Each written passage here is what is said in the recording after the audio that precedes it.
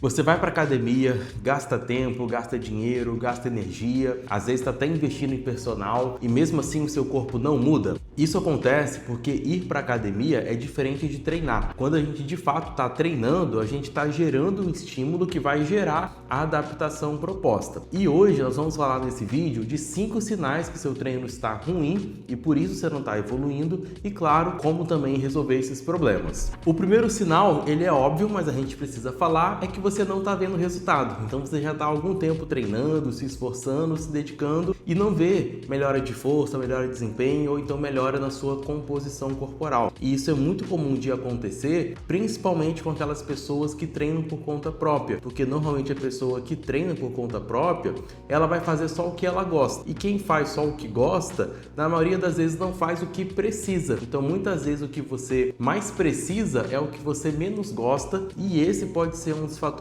que pode estar impactando a sua evolução. E lembre-se que quem evita o desconforto, evita o crescimento. E isso vale para tudo, não só para treino. O segundo sinal é não treinar na intensidade correta. E esse aqui, eu diria que é o sinal que as pessoas menos percebem. E por não terem uma consciência que elas não sabem, elas não conseguem enxergar o problema e muito menos resolver. Então, quando a gente está falando de intensidade de treino de musculação, do que a gente está falando? A gente está falando de carga. Só que como é que a gente vai metrificar se aquela carga ela tá pesada para você ou não? Isso a gente consegue fazer basicamente através das margens de repetições. Então, quando você vai lá no seu treino, realiza tal exercício entre 8 e 12 repetições máximas, o que está escrito ali em outras palavras é que você vai pegar uma carga que você vai estar de 70 a 80% da sua intensidade máxima. E por que que isso tem essa relação? Quando a gente está falando, por exemplo, de executar um exercício na maior intensidade possível, isso seria correspondente a gente fazer uma repetição máxima desse exercício. Quando a gente fala uma repetição, não é pegar uma carga qualquer e fazer uma repetição. É você colocar uma carga que você não consegue fazer mais do que uma repetição. Então isso é uma repetição máxima. E eu vou até colocar aqui na tela uma pirâmide para vocês que mostra essa relação do número de repetições com o percentual de intensidade de carga. E é super importante entender isso pelo seguinte: quando a gente está falando, por exemplo, de intensidade, a intensidade ela está relacionada à carga e quanto maior a carga, menor vai ser a sua percepção de esforço. Em que sentido? Por exemplo, se a gente fala de fazer uma série de 8 a 12 repetições máximas versus fazer uma série de 40 a 50 repetições máximas, essa primeira série de 8 a 12, ela vai ser mais intensa e claro que vai ser desafiadora, mas a sua percepção de esforço vai ser menor do que na série de 40 a 50 repetições máximas. E aqui eu peguei esse exemplo extremo de 40 a 50 repetições máximas, que vai ser uma intensidade menor,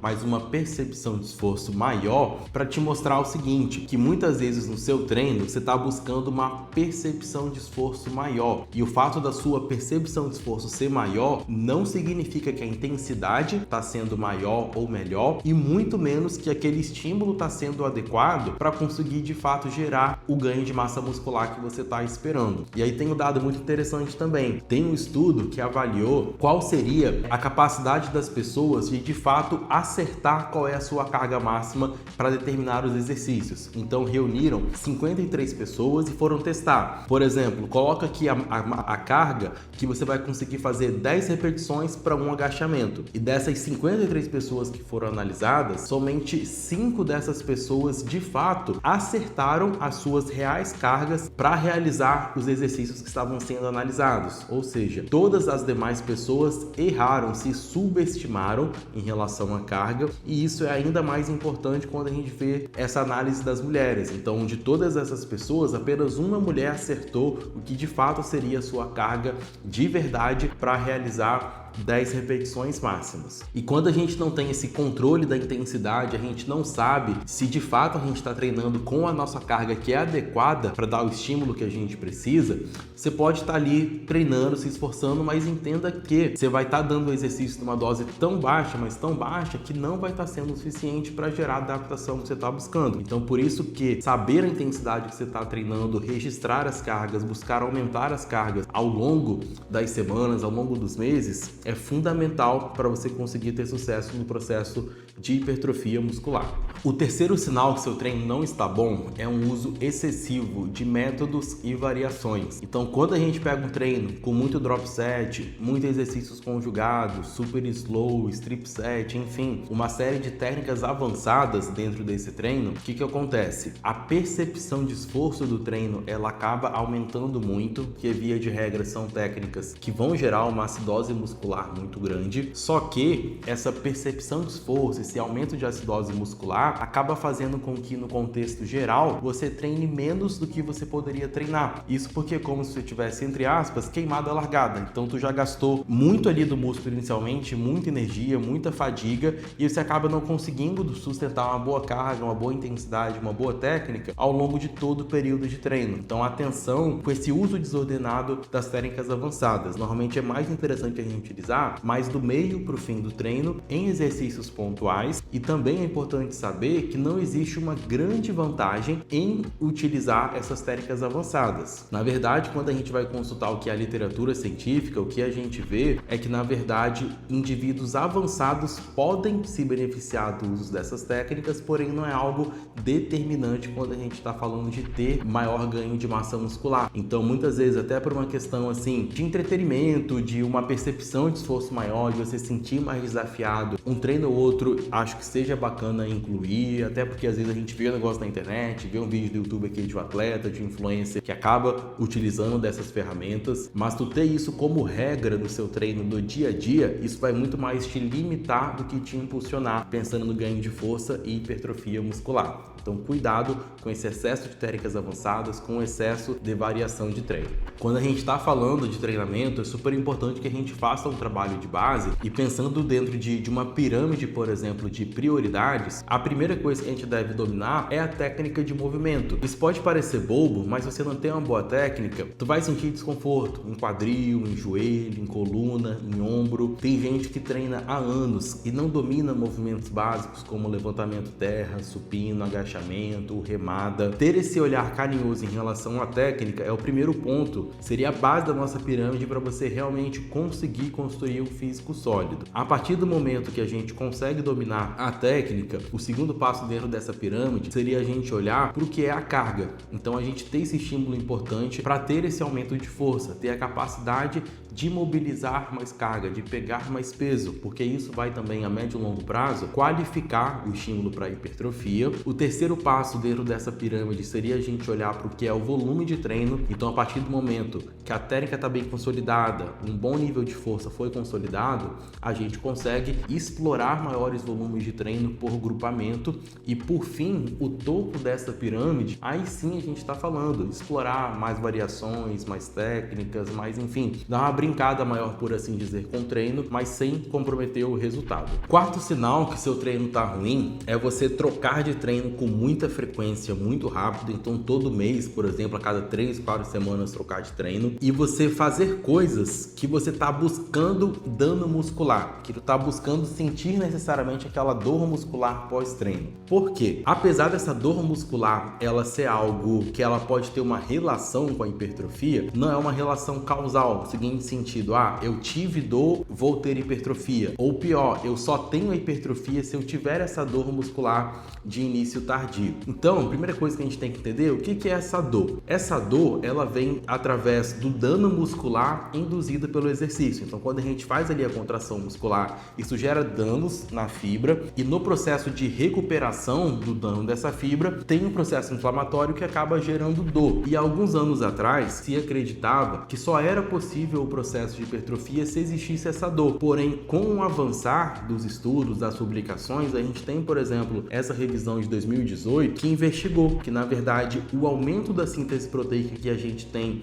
nessa maior fase de dor muscular é para reparar o músculo e só depois que a síntese proteica é direcionada para um crescimento muscular. Uma analogia bacana para entender isso seria o seguinte: imagina, por exemplo, que você quer reformar a sua casa, que você quer expandir a sua casa. Só que antes de você você incluir mais cômodos, mais espaço na sua casa, tu precisa fortalecer ali a estrutura. Então, no início da obra, por assim dizer, você vai estar fortalecendo a estrutura para depois você acrescentar mais cômodos, acrescentar mais área na sua casa. E nesse paralelo dessa analogia com a massa muscular, é isso. Essa dor muscular mais forte no início está dizendo o que pra gente? Que a síntese proteica vai ser direcionada para fortalecer o que a gente já tem, e só quando essa dor está diminuindo é que de fato a síntese proteica vai ser direcionada para construir mais massa muscular. E o que acontece? Quando a gente troca de treino com muita frequência, quando a gente inclui elementos que vão gerar uma grande dor muscular sempre, é como se a gente estivesse chovendo no molhado, é como se a gente não desse ali o espaço necessário para o músculo se recuperar. Então, quando a gente pega um sujeito iniciante, por exemplo, nas primeiras semanas que ele está treinando, ele vai ter ali um inchaço muscular, mas é na verdade esse processo inflamatório que está acontecendo, e por conta disso fica uma dor, fica um desconforto, o músculo fica mais inchado, mas o processo de construção mesmo de fibras musculares só começa a acontecer de forma importante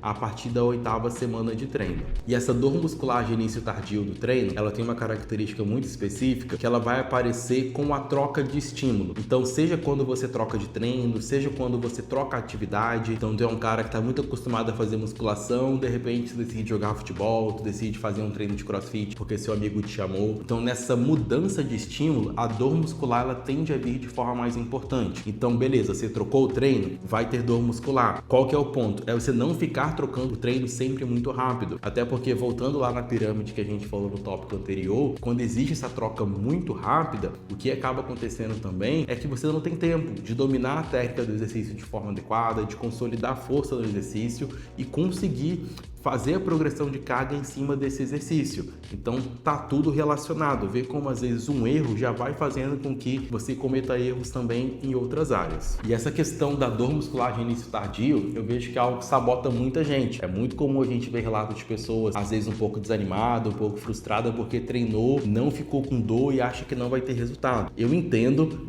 eu gosto de treinar, eu acho bacana sentir dor também, mas é muito importante que a gente não faça essa correlação. Só vou hipertrofiar se eu sentir dor, ou meu treino só é bom se eu sentir dor. Não é bem assim que funciona, e na verdade um excesso de dor é até prejudicial, como a gente está vendo.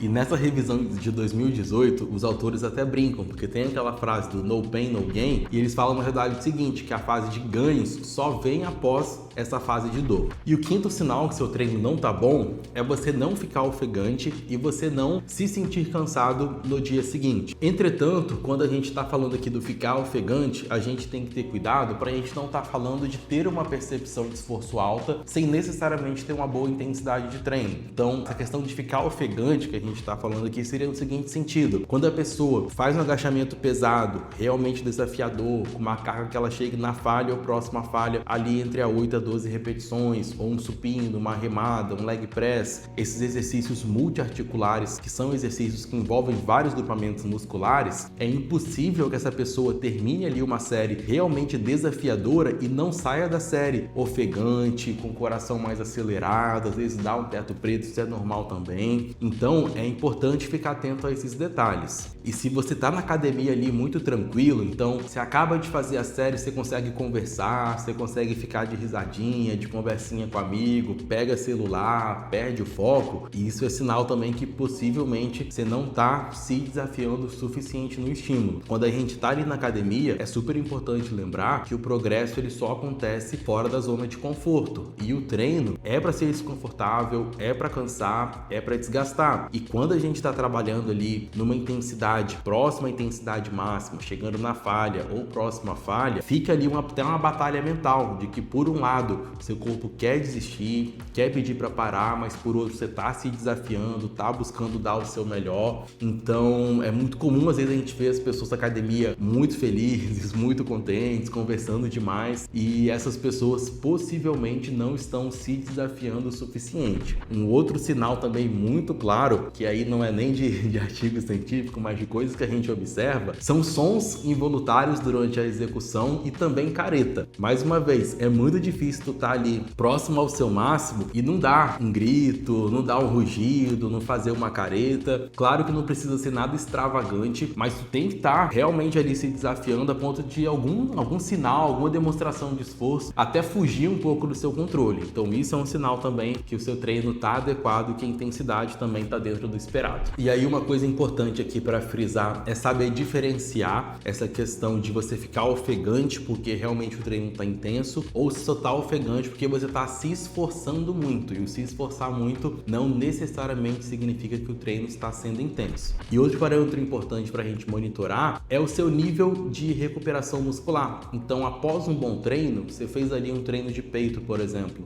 no dia seguinte, dificilmente você vai conseguir repetir o mesmo treino, ou então você fazer um supino com a mesma carga que você fez no dia anterior. Então, quando a gente está falando ali de uma adaptação do treinamento, a gente tem ali a nossa linha de base, que seria o nosso nível de condicionamento base. Ao dar um estímulo ali de treino, fazer o exercício, temporariamente a sua capacidade física cai, então nesse contexto sua força cai, por isso você fica mais fraco, por isso que vem um pouco de dor muscular. E aí quando a gente tem a recuperação adequada, com descanso, com uma boa oferta ali de proteínas, carboidratos, enfim, a nossa capacidade física volta a subir a nível acima do que era ali o nível basal. Então, ficar atento como é que está sendo a sua recuperação é um parâmetro também de que o treino está sendo bom, porque se você treina num dia determinado grupamento e no dia seguinte aquele grupamento está teoricamente sem muita diferença, você consegue fazer o mesmo treino que você fez antes, é um sinal que o seu treino anterior não foi bom. Se você se identificou com esses sinais, agora é hora de ajustar. Quem realmente tem resultado na academia, a pessoa está atenta a esses detalhes. Se você quer a minha ajuda com treino, dieta, te ajudar na implementação desse planejamento, melhorar seu sono, sua autoestima, disposição, humor, libido, aqui na descrição tem um link da consultoria Stronger. Então clica aqui e faça parte do time. Se esse vídeo fez sentido para você, lembra de deixar o like, deixa um comentário caso tenha ficado alguma dúvida, conta aqui quais desses erros você já cometeu ou então você está cometendo, se inscreva no canal e por hoje é isso. Até a próxima!